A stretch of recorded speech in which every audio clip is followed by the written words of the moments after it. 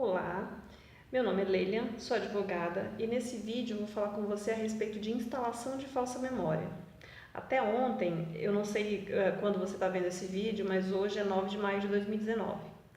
Estava no meu story a seguinte pergunta: você já ouviu falar em instalar falsa memória? Se você me acompanha pelo Instagram ou pelo Facebook, deve ter visto que a resposta da maioria das pessoas foi que não. Então eu vou explicar.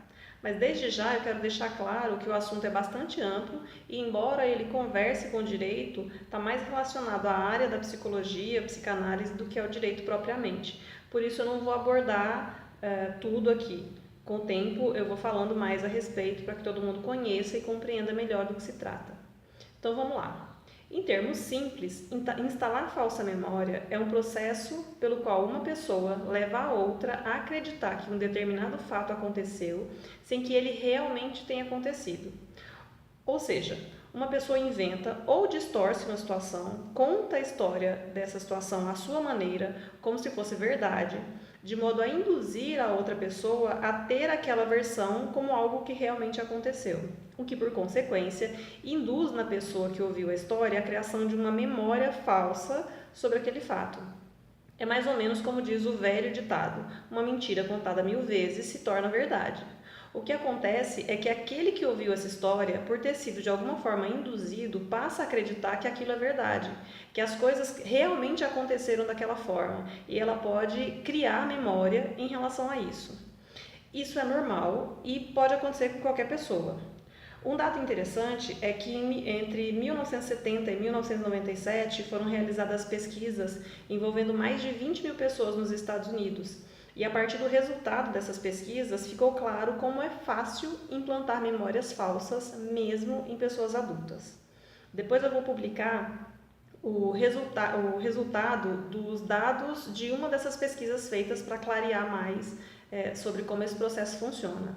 Essa instalação de falsa memória pode acontecer de diversas formas e pode ser feito por vários tipos de pessoas diferentes. Por exemplo, alguns profissionais, como conselheiros tutelares, psicólogos, assistentes sociais, quando em situação de perícia judicial.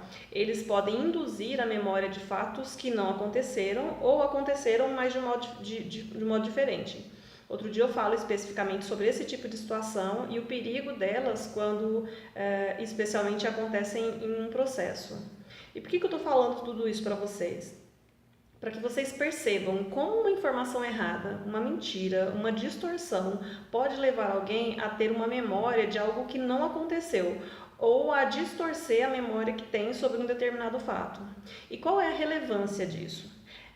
Precisamente esse tipo de atitude que frequentemente aquele que pretende afastar o filho de um pai ou de uma mãe acaba fazendo. Aos poucos, a pessoa faz com que a criança acredite que o pai ou a mãe é violento, que não cuida dela, que não liga para a sua saúde e, em casos extremos, induz a criança a acreditar que um ato simples, como passar a mão em suas partes íntimas durante o banho, foi, na verdade, um abuso sexual. Isso é muito sério e também é bastante comum. Com isso, eu queria deixar claro que eu não estou querendo dizer que abusos sexuais não acontecem. Infelizmente, eles acontecem sim e com muito mais frequência do que a gente gostaria de saber. O que eu gostaria de chamar a atenção aqui é para o fato de que pequenas situações que a princípio podem parecer irrelevantes, que não têm nenhuma importância, na verdade podem sim levar a que seu filho tenha uma memória falsa em relação a você. E com isso, ele pode passar a ter uma imagem distorcida de quem você é, do que você fez ou do que você faz. Em princípio, isso pode não gerar efeitos visíveis, mas no longo prazo vai gerar resultado, porque a criança passa a acreditar que o que lhe foi contado realmente aconteceu. E conforme ela vai crescendo, passa a nutrir sentimentos de amor ou de raiva, dependendo do fato que chegou ao conhecimento dela. Não é raro acontecer de a criança, com o tempo, desenvolver verdadeiro ódio em relação ao pai ou à mãe por um fato que ela acha que presenciou, ou mesmo que sabe que não presenciou, mas que foi repetido várias vezes por alguém em quem ela confia. Logo, na cabeça dela, a história que é capaz de gerar raiva, ela passa a carregar um sentimento de ódio pela vida inteira, porque na cabeça dela trata-se de uma verdade inquestionável e na cabeça dela ela tem motivos para odiar. Eu não canso de falar que uma das melhores formas de você minimizar o impacto desse tipo de situação é mantendo uma paternidade ou maternidade ativa e responsável. Quanto mais responsável, quanto mais participativo você é na vida do seu filho, menor é o impacto que essas tentativas de implantar falsa memória vai ter na cabeça e, por consequência, na vida do seu filho. Mas isso só é possível com presença.